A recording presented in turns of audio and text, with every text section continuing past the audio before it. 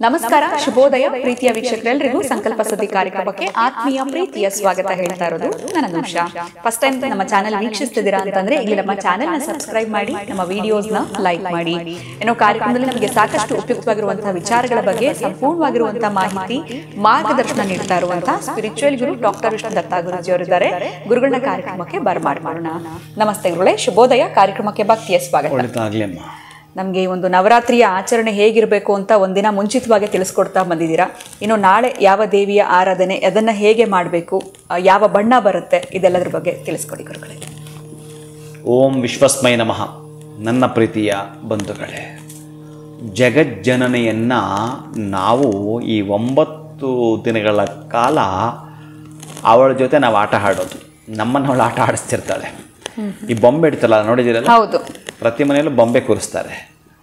ಅದೊಂದು ಅದ್ಭುತ ಲೋಕ ಅದು.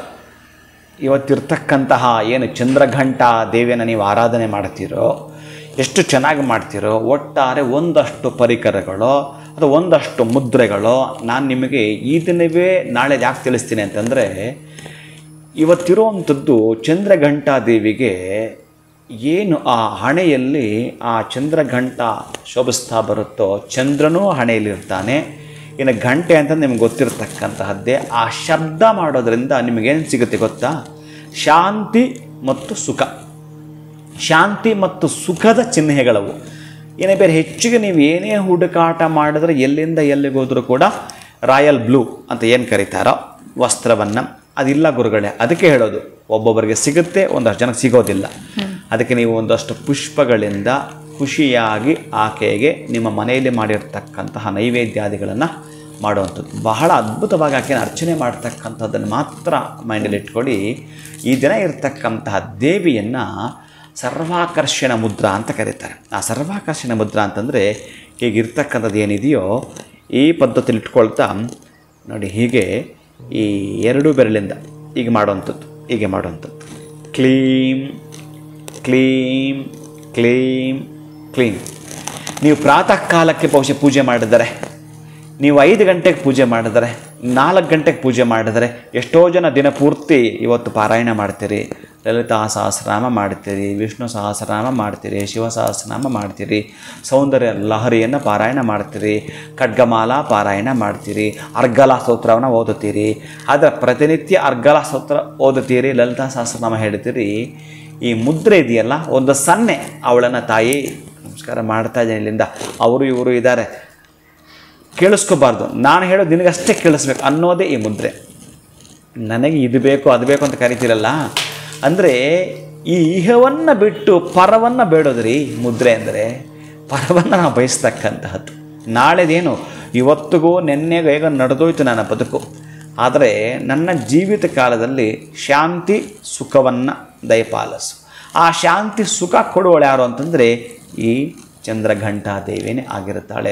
ಅಂಥ ಚಂದ್ರಘಂಟಾ ದೇವಿಯನ್ನು ಓಂ ಭೂಹು ಚಂದ್ರಘಂಟಾ ದೇವಿ ಮಾವಾಹಯಾಮಿ, ಓಂ ಭುವಃ ಚಂದ್ರಘಂಟಾ ದೇವಿ ಮಾವಾಹಯಾಮಿ, ಓಂ ಸುವಃ ಚಂದ್ರಘಂಟಾ ದೇವಿ ಮಾವಾಹಯಾಮಿ, ಓಂ ಭೂರ್ಭುವಸ್ಸುವಃ ಚಂದ್ರಘಂಟಾ ದೇವಿ ಮಾವಾಹಯಾಮಿ, ಸ್ಥಾಪಯಾಮಿ ಪೂಜೆಯಾಮಿ. ನೀನು ಸ್ಥಾಪನೆ ಆಗಿದೆಯಾ ತಾಯಿ? ಇವತ್ತು ನನ್ನ ಮನೆಗೆ ಬಂದಿದ್ದೀಯಾ? ಭಾಳ ಸಂತೋಷ ಆಯಿತು ತಾಯಿ.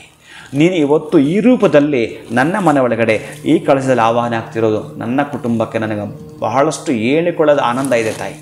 ಆ ಆನಂದವನ್ನು ನೀವು ಹೇಗೆ ವ್ಯಕ್ತಪಡಿಸ್ತಿರೋ ಗೊತ್ತಿಲ್ಲ. ಒಂದೊಂದು ಸಲ ತಲ್ಲೀನರಾಗಬೇಕಾದ್ರೆ ಅರ್ಘ್ಯಪಾದ್ಯ ಕೊಡೋದು ಮರ್ತೋದು ಪರವಾಗಿಲ್ಲ, ಆದರೆ ನೀವು ತಲ್ಲೀನರಾಗಬೇಕು. ನೀವು ಬೇಕು ಅಂತಲೇ ಅದು ಇದು ಹಿಡಿದಿದ್ದರೆ ಪ್ರಯೋಜನ ಬರಲ್ಲ. ನೀವು ಹಣ್ಣು ಹಂಪುಲು ಅಲ್ಲಿರ್ತಕ್ಕಂತಹದ್ದು ಪಂಚ ಪರಮಾನ್ನ ಭಕ್ಷ್ಯ, ಪ್ರತಿನಿತ್ಯ ಪರಮಾನ್ನ ನೀವು ನೈವೇದ್ಯ ಮಾಡ್ತೀನಿ ಅಂತಂದರೆ ಪರಮ ಸುಖವನ್ನು ದಯಪಾಲಿಸ್ತಾಳೆ ಆಕೆ. ಅಂತಹ ಚಂದ್ರಘಂಟಾ ದೇವಿಯನ್ನು ವಿಶೇಷವಾಗಿ ಆಡಿ ಕೊಂಡಾಡ್ತಕ್ಕಂತಹದ್ದು ಶ್ಲೋಕ ಮತ್ತು ನಿಮಗೆ ಇರತಕ್ಕಂತಹದ್ದು ಏನು ಇದೆಯೋ ನಮ್ಮ ದೇಹದಲ್ಲಿರ್ತಕ್ಕಂತಹದ್ದು ಆ ಒಂದು ಷಟ್ಚಕ್ರಗಳಿದೆಯಲ್ಲ, ಅಲ್ಲಿ ಒಮ್ಮೆ ನಾವು ಲೀನವಾಗ್ತಕ್ಕಂಥದ್ದು. ಒಟ್ಟಾರೆಯಾಗಿ ಆ ಚಕ್ರಗಳು ಆಕ್ಟಿವ್ ಆದಾಗ ಇನ್ನು ನಮ್ಮ ಕುಟುಂಬದಲ್ಲಿ ಎಲ್ಲ ಕೆಲಸಗಳು ಎಷ್ಟು ಸದಸ್ಯರಿದ್ದಾರೋ ಅವರೆಲ್ಲರ ಕೆಲಸಗಳು ಆಕ್ಟಿವ್ ಆಗ್ತವೆ. ಅಷ್ಟೇ ಚೆನ್ನಾಗಿ ಅಭಿವೃದ್ಧಿಯನ್ನು ತಾವು ಕಾಣ್ತೀರಿ. ಅದಕ್ಕಾಗಿ ಬೇಕಾಗಿರತಕ್ಕಂತಹ ಪರಿಕರಗಳು ಇವೆಲ್ಲ ಇದ್ದಂದರೆ ಈ ಅಮ್ಮನಿಗೆ ನಾಳೆ ನೀವು ಹೋಮ ಮಾಡಬೇಕಾದ್ರೆ ಏನು ವಸ್ತುಗಳು ತೆಗೆದುಕೊಳ್ಬೇಕು. ಈ ಲಾಜ ಭತ್ತದರಳು ಬರುತ್ತಲ್ಲ, ಭತ್ತದರಳು ಬಹಳ ಶ್ರೇಷ್ಠ. ಆ ಲಾಜ ಎನ್ನುವ ಭತ್ತದ ಹರಳನ್ನು ನಿಮ್ಮ ಮನೆಯಲ್ಲೇ ತುಪ್ಪ ಬಳಸಲೇಬೇಕು. ಯಾವ ಜೀವಂಚ ಕಾಲ ತುಪ್ಪ ಅತ್ಯಂತ ಅದ್ಭುತ ಹೇಳಿದ್ದಾನೆ, ಒಪ್ಕೊಳ್ತೀನಿ. ಆದರೆ ಎಲ್ಲ ದಿನದಲ್ಲೂ ಕೂಡ ಲಾಜ ಇದ್ದಿರುತ್ತೆ. ಇವತ್ತು ಸ್ವಲ್ಪ ಹೆಚ್ಚಿಗೆ ಲಾಜ ಬಳಸುವಂಥದ್ದು, ಜೊತೆಗೆ ಆ ಲಾಜ ದಾನ ಮಾಡ್ತಕ್ಕಂಥದ್ದು. ಭತ್ತದ ಹರಳು ಅಂತ ಕರೀತಾರೆ ಅದನ್ನು ಯಾರಾದರೂ ನಮ್ಮ ಮನೆಗೆ ಶಾಂತಿ ಬೇಕಪ್ಪ, ಸುಖ ಬೇಕಪ್ಪ, ದೇವರೆಲ್ಲ ಕೊಟ್ಟಿದ್ದಾನೆ, ಯಾಕೋ ನಮಗದೊಂದು ನೆಮ್ಮದಿ ಕಿತ್ಕೊಂಡಿದ್ದಾನೆ ಯಾವುದೋ ಕಾರಣಕ್ಕಂತಂದರೆ ಆ ನೆಮ್ಮದಿ ಬೇಕು ಅಂತಂದರೆ ನೀವೇನು ಮಾಡಬೇಕು ಅಂತಂದರೆ ಭತ್ತದ ಹರಳನ್ನು ನೀವು ನಾಳೆ ದಾನ ಮಾಡ್ತೀರಿ. ನಾನು ಇವತ್ತು ಹೇಳಿದಾಗ ನೀವು ಭತ್ತದ ಹರಳನ್ನು ತೆಗೆದುಕೊಂಡು ಹೋಗೋದು. ನಾನು 9 ಗಂಟೆಗೆ ನಾಳೆ ಹೇಳಿದರೆ ನೀವು ಕೊಡ್ತೀರೋ ಇಲ್ವೋ ಗೊತ್ತಿಲ್ಲ. ಒಂದು ದಿನ ಮೊದಲೇ ತಿಳಿಸೋ ಉದ್ದೇಶ ಇದಾಗಿರುತ್ತೆ. ಈ ಮುದ್ರೆಯನ್ನು ಪ್ರಾತಃ ಕಾಲದಲ್ಲೂ, ಮಾಧ್ಯಾಹ್ನ ಕಾಲದಲ್ಲೂ, ಸಾಯಂಕಾಲದಲ್ಲೂ ಕೂಡ ಮಾಡಿಕೊಳ್ತೀನಿ ಅಂತಂದರೆ ವಶೀಕರಣವಾಗ್ತಕ್ಕಂಥದ್ದು. ಏನು ವಿದ್ಯೆಯೋ ಬುದ್ಧಿಯೋ ನಿಮ್ಮ ಮಕ್ಕಳ ಮನೆ ಹೇಳಿದ ಮಾತು ಕೇಳ್ತಾ ಇಲ್ಲವಾ, ಆ ಮಕ್ಕಳು ನಿಮ್ಮ ವಶರಾಗ್ತಾರೆ. ನಿಮ್ಮ ಮಾತಿನ ಹಿಡಿತದಲ್ಲಿ ಅವರಿರ್ತಾರೆ. ಆಯಿತು ಪಪ್ಪ, ನಾನು ತಪ್ಪು ಮಾಡಿದೆ, ಇನ್ನು ಮುಂದೆ ಹಾಗೆ ಮಾಡಲ್ಲ. ಆ ಮಗಳು, ಆಯಿತು ಮಮ್ಮಿ, ನಾನು ಹಾಗೆ ಮಾಡಲ್ಲ, ಇನ್ನು ಹೀಗೆ ನಡ್ಕೊಳ್ತೀನಿ. ಹೀಗೆ ಆ ಮುದ್ರೆಯಿಂದ ಇನ್ಯಾವುದನ್ನೋ ಅಲ್ಲ. ಮತ್ತು ಪರವನ್ನು ನೀವೇನಾದರೂ ವಶ ಮಾಡ್ಕೊಳ್ತೀನಿ ಅಂತಂದರೆ ಆ ಅಮ್ಮ ನಿಮ್ಮ ವಶವಾಗ್ತಾಳೆ. ಇನ್ನು ಈ ಅಮ್ಮನಿಗೆ ಸಂಬಂಧಪಟ್ಟಾಗಿರತಕ್ಕಂಥದ್ದು ಮಂತ್ರ. ಇನ್ನು ಮಣಿಪೂರಕ ಚಕ್ರ. ಆ ಮಣಿಪೂರಕ ಚಕ್ರದಲ್ಲಿ ಮನಸ್ಸನ್ನು ನಿಲ್ಲಿಸ್ತಾರೆ ಯಾರು? ಯೋಗಿಗಳು, ಸಾಧಕರು. ಅಂತಹ ಮಣಿಪೂರಕ ಚಕ್ರದಲ್ಲಿ ನಿಲ್ಲಿಸುವಾಗ ಆ ಮಂತ್ರವನ್ನು ಹೇಳುತ್ತಾ ಎಷ್ಟು ಸಲ ಹೇಳ್ತೀರೋ, ನಾನು ಕೊಟ್ಟಿರ್ತಕ್ಕಂತಹ ಬೀಜಾಕ್ಷರ ದಯವಿಟ್ಟು ಬರೀತಾ ಬನ್ನಿ. ಒಂದು ದಿನಕ್ಕೆ 108 ಸಲ ಕನಿಷ್ಠ ಪಕ್ಷ ಓಂ ಐಂ ಹ್ರೀಂ ಶ್ರೀಂ ಕ್ಲೀಂ ಶ್ರೀಮಾತ್ರೇ ನಮಃ ಅನ್ನೋ ಮಂತ್ರವನ್ನು ಅಭೇದ್ಯ ಕೋಟೆಯನ್ನು ಕೂಡ ಛೇದಿಸ್ತಾ ಭೇದಿಸ್ತಾ ನಿಮ್ಮ ಕೆಲಸ ಅನುವು ಮಾಡಿಕೊಡ್ಲಿಕ್ಕೆ ಇರತಕ್ಕಂತಹದ್ದು ಮಹತ್ತರವಾಗಿರ್ತಕ್ಕಂಥ ಬ್ರಹ್ಮಾಸ್ತ್ರ, ಅದಕ್ಕಿಂತಲೂ ಕೂಡ ಪಾಶುಪತಾಸ್ತ್ರ, ಅದಕ್ಕಿಂತಲೂ ಕೂಡ ರಾಮಾಸ್ತ್ರ, ಅದಕ್ಕಿಂತಲೂ ಕೂಡ ನಾರಾಯಣಾಸ್ತ್ರ ಅಂತ ಏನು ಕರೀತಾರೆ ಅಷ್ಟು ಅಸ್ತ್ರಗಳು ಈ ಬೀಜಾಕ್ಷರಗಳಲ್ಲೇ ಇರುತ್ತವೆ.